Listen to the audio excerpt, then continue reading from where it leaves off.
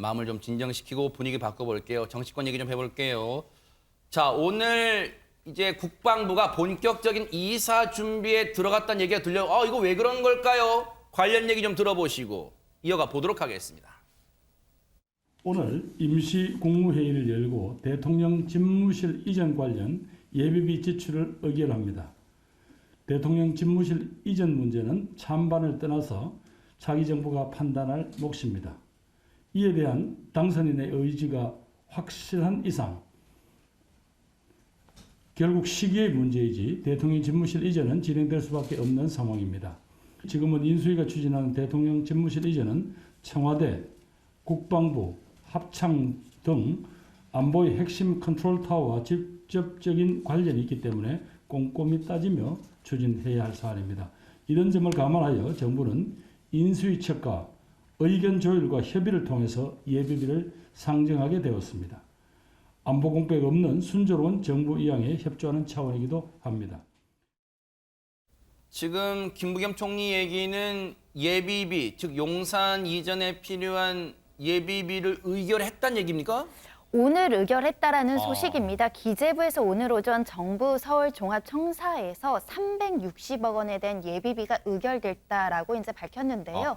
집무실 이전에 대한 당선인의 의사가 확실하다라는 표현까지 나온 상황이고 이 예비비가 의결됐기 때문에 이제 순조롭게 어느 정도 진행되지 않을까라고 예상되는 상황입니다. 네. 이 총 360억 원의 이제 규모는 행안부 소관 176억 원이고요. 국방부 소관 118억, 대통령 경호처 소관 66억을 합한 금액이고 안보 공백 없이 추진하겠다라는 것이고 공백 없는 순조로운 정부 이양에 현 정권이 협조하는 차원이다라고 이제 김부겸 국무총리가 이제 설명을 한 것입니다.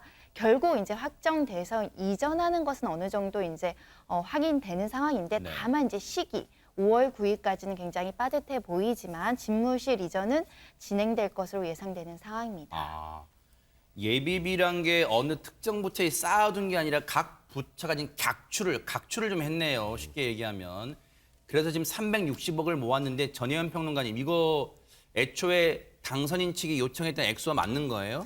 당선인 측이 요구했던 액수는 496억 원입니다. 그러니까 예비비가 의결된 것은 360억 원이니까 약 130억 원 정도 차이가 나요. 그런데 그럼 이제 못하나 그건 아니고요. 지금 뭐 인수위 측도 그리고 대통령 관련한 청와대 측도 입장을 보면 단계적으로 하겠다라는 겁니다. 그래서 그 내용을 좀 살펴볼 필요가 있는데 사실 이 청와대 집무실 이전 논란의 핵심은 국방부를 이전하는 부분이었잖아요. 그리고 이 부분이 논란이 된 것은 4월이라는 안보의 중요한 시기에 혹시 국방부 이전으로 인해서 안보 공백이 발생할 건 아니냐입니다. 그래서 최대 관심사인 국방부 이전과 관련한 118억 원은 당선인이 요구한 118억 원이 그대로 반영이 됐고요. 또 관저 리모델링 25억 원도 지금 예비비 통과된 내용이 거의 일치합니다.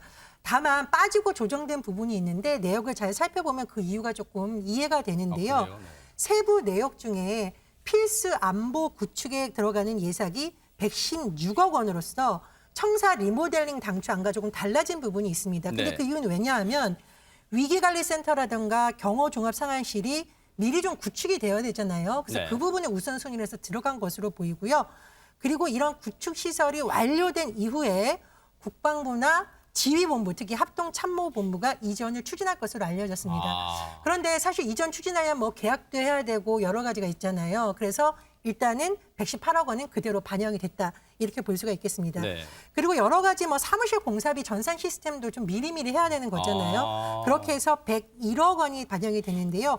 말씀드렸듯이 당선인 측의 요구와 예비비의 130억 원 차이가 있습니다만 앞으로 단계적으로 추진될 가능성이 매우 높은 상황입니다. 용산 집무실 시대를 외쳤던 당선인 입장, 인수위 측 입장에서는 일단 한숨 돌렸을 거예요. 예비비가 360억 의결돼서. 그런데 애초에 요구했던 것보다는 좀 모자라요. 그런데 문제는 시기일 것 같아요. 오늘이 4월 6일이잖아요. 취임식은 5월 10일이에요.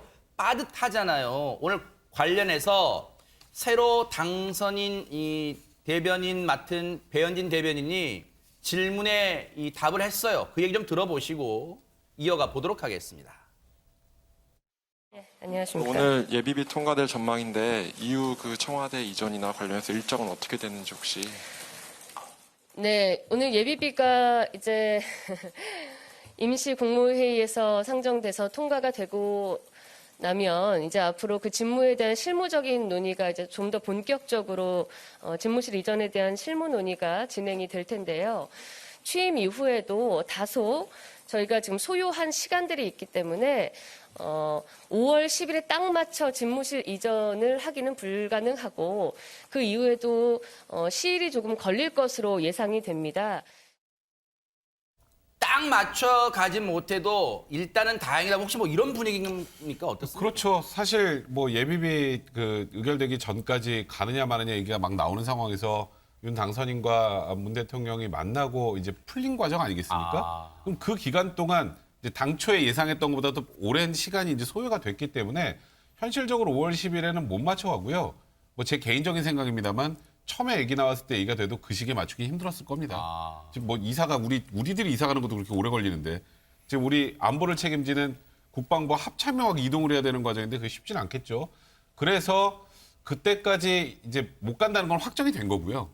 그리고 이제 추가로 이제 한미연합훈련이 끝나고 나면 추가로 예비비도 이제 어느 정도 의결이 될 것 같고 그러면 그거 다 될 때까지 원래 말씀하셨잖아요. 통이동 인수위 사무실에 거기에서 뭐 지금 윤 당선인은 일단 청와대에 들어갔다 나오는 거는 죽어도 안 한다고 하시니까 뭐 일단 야전 침대를 놓고라도 천막 치고 국민들에게 그런다면서요. 불편을 드리지 않는 한에서 일단은 그렇게 어떻게든 직무를 보고 그리고 나중에 다 완공되면 다 정리가 되면 이제 예정했던 그 집무실로 들어갈 예정이라고 합니다.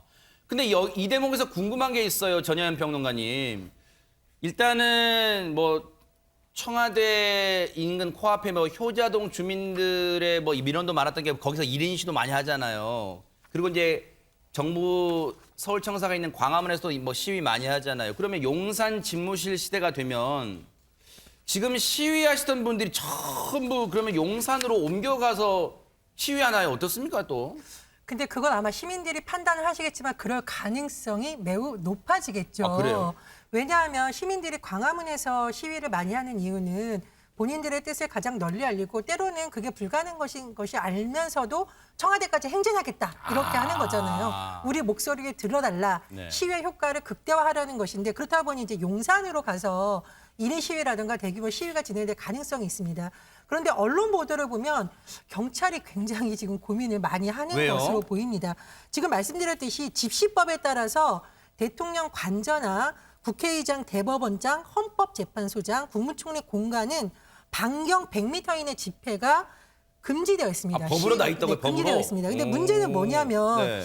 이 관저 범위의 집무실을 포함해야 되냐 마다인데 예, 근데 문제는 뭐냐면 관저든 집무실이든 차기 대통령이 머물고 있기 때문에 경호하는 입장에서는 굉장히 신경을 쓸 수밖에 없다고 합니다. 그래서 대통령 집무실이 들어서게 되는 현재 국방부 신천사 인근 100m 이내는 집회 시위를 금지하는 방안을 경찰이 검토하고 있다고 하는데 근데 문제는 조금 있어요. 당선인이 초기에부터 집무실을 나와서 광화문으로 가거나 이렇게 했던 이유는 국민들의 목소리가 좀 거친 목소리 시위를 하더라도 직접 듣겠다는 취지였거든요. 그래서 경호상의 문제와 이런 취지가 또 잘 맞을 수 있을지는 조금 논란이 될 수 있다고 봅니다. 그러면 배 소장님 시민들 또 시청자분들은 그런 생각을 얼핏 하실 수 있을 것 같아요. 소통, 국민과의 소통 강화한다고 구중궁궐 청와대에 안 들어가고 용산 집무실 시대를 열겠다고 했는데 집무실 뭐 반경 100m 집회 시위 금지하고 그러면 이거 뭐야?